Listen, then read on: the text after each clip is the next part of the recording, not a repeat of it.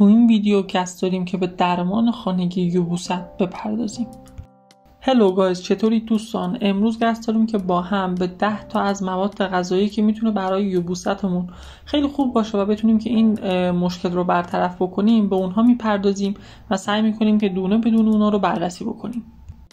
مطالبی که داخل این ویدیو گفته میشه همش بر اساس مقاله هایی هستش که توی دنیا چاپ شده و میتونه که برای یبوست شما کمک بکنه که بتونیم که این مشکل رو خیلی سریعتر و بهتر رفع بکنیم.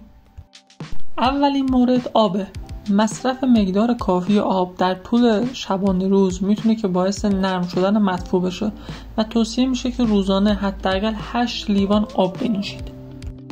دومین مورد مصرف میوه هاست. میوه های مثل هلو، آلو، خرما، سیب به دلیل حاوی فیبر قابل محلول در آب میتونه که باعث رفع یبوست بشه و برای یبوستتون موثر باشه.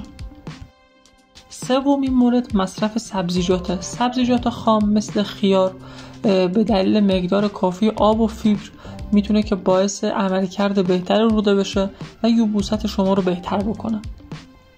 خب بچه‌ها، رسیدیم به یکی از قسمت‌های مهم که مصرف غلات کامله.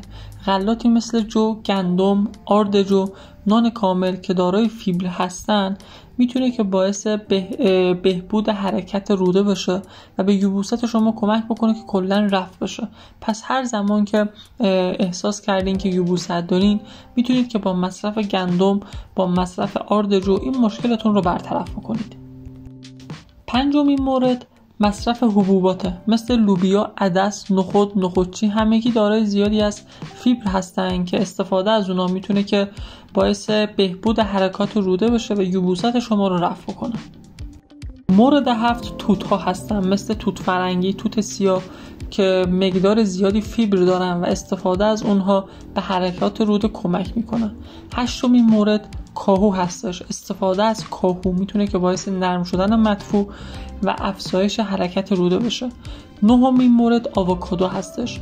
استفاده از آووکادو به دلیل اینکه فیبر خیلی زیادی داره باعث رفع یبوست میشه. میرسیم به آخرین مورد یعنی زیتون، میوه بهشتی.